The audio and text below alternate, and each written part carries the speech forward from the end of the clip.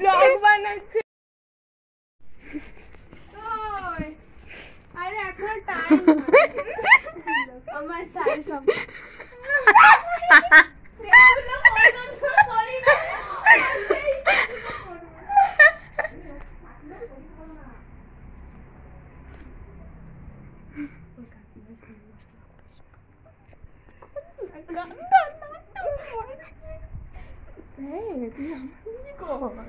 এই আমার এইটা হলো আমার আরেকটা বেস্ট ফ্রেন্ডস। নাটকটা মারছে রে তোকে কোন খেয়ে নি তারপরে ভালো করে হ্যাঁ ছাদে যাবো তখন এই হ্যাঁ বন্ধ কর সারাদিন আজকে মোহরদের বাড়ি শ্রেয়সীদের বাড়ি ঘুরে আমি 6:30 বাজে এখন বাড়ি ঢুকলাম। প্রচণ্ড মজা হয়েছে বিকজ অনেক দিন পর ওদের সঙ্গে দেখা। কাকিমা তো এত সুইট, কাকিমার সঙ্গে সারাদিন গল্প করে করে কেটে গেছে। যেতে যেতে তো অনেক দেরি হয়ে গেছে। মোহরদের বাড়ি ঘুরে দেন আবার শ্রেয়সীদের বাড়ি, শ্রেয়সী আবার একটা জায়গায় একটা বেশ ফটো তোলার জন্য নিয়ে গেছিলো, সেখানে ঘুরলাম। দেন আস্তে আস্তে 6:30 বেজে গেলো। আমি বলে যাচ্ছি যে আমি 5:30টার মধ্যে বেরোবো, 5:30টার মধ্যে আর বেরোনো হয়ে ওঠেনি। মানে গল্প যেন তিনজনের শেষ হচ্ছে না। তারপর কাকিমাদের সঙ্গে একটু কথা বললাম, ওইদিকে শ্রেয়সীদের বাড়িতে গেলাম। শ্রেয়সী মুকুট বানায়, মানে ওই যে ব্রাইডাল যে মুকুটগুলো হয়, আমি দেখাই দাঁড়াও, আমাকে একটা গিফট করেছে, তুই নিয়ে যা।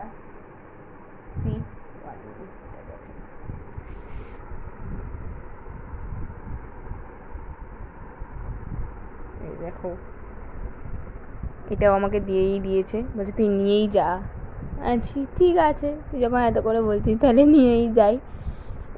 এটা আমার সব থেকে ফেভারিট। ও মানে ও আরও অনেকগুলো বানিয়েছে, একটা রেড টোনের মধ্যে বানিয়েছে, কিন্তু এটা আমার সব থেকে ফেভারিট। একটা বানিয়েছে না পালকি মোটিভে, ওটা এত ভালো লাগছে দেখতে। বাট আমার মাথায় মোটামুটি এটা একটু সেট হয়েছে, আর আমার এটা কেন জানি না ভীষণ ভালো লেগেছে। এইটা একটা আলাদাই যেন একটা সৌন্দর্য রয়েছে এটার। তা আমি বললাম যে এটা খুব সুন্দর, বলছে তাহলে নিয়ে যাবি, তুই নিয়ে যা তাহলে এটা। আমি তাহলে দে, যখন নেকি আর পুচপুচ আমি এটা নিয়ে চলে এসেছি। আমার ভীষণ ভালো লেগেছে, আর অবশ্যই এটা ফ্রি আমার জন্য।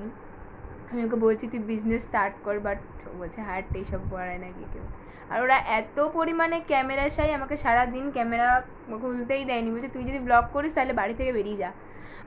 বলছে এত মানে কাকিমাও ক্যামেরা চাই। কাকিমা বলছে না না কোনো ফটো তুলিস না, কিছু করিস না, এরম করিস না, ওরম করিস না।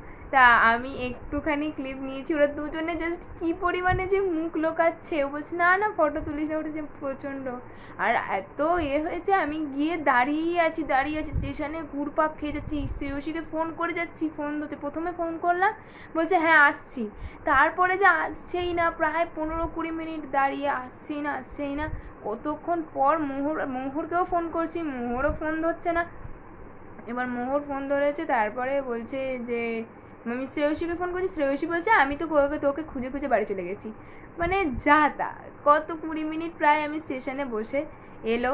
তারপরে আবার বাড়ি গেলাম, তারপরে একটু শান্তি হলো। মানে গরম যা পরিমাণে পড়েছে আজকে আমাদের এখানে, একটু মেঘলাও ছিল, আবার রোদ্দুরও, প্রচণ্ড কষ্ট হয়েছে, কিন্তু খুব মজা হলো আজকের। এত দিন পর ওদের সঙ্গে দেখা, পরীক্ষার পরে তো আর দেখাই হয়নি। আবার ওরাও আসবে এবারে খুব তাড়াতাড়ি আমাদের বাড়িতে। আমি বলে এসেছি আমি এলাম, এবার কিন্তু তোদেরও যেতে হবে, ওরা বলছে আসবে। তাতে দিনটা কিন্তু খুব সুন্দর কাটলো। আর মা তো দেখলাম, মানে আমিও ঢুকছি, মাও বেরিয়ে চলে গেল, কারণ মা যাবে ঢপেবাকে নিয়ে ডাক্তার দেখাতে। তো মা বেরিয়ে গেল, মা বললো মায়ের আসতে অনেক দেরি হবে। তো কাজবাজগুলো আমি করবো মোটামুটি। ভাত ডাল আলু সব সিদ্ধ বসিয়ে দিয়েছি, মানে ভাত ডাল, ভাতের মধ্যে হলো আলু সিদ্ধ ডিম সিদ্ধ এখানে দিয়ে দিয়েছি, আর এদিকে ডালটাও সিদ্ধ বসিয়ে দিয়েছি। মাকে এবার একটু ফোন করবো যে কত দূর এলো, কারণ অনেকক্ষণ তো হয়েই গেছে, এখনও আসছে না, অনেক বেজে গেছে। ওগুলো হতে থাক, এবার মাকে জিজ্ঞাসা করি যদি মা আর কিছু বানানোর কথা বলে। আর এবারে আপাতত কাজ শেষ এখন,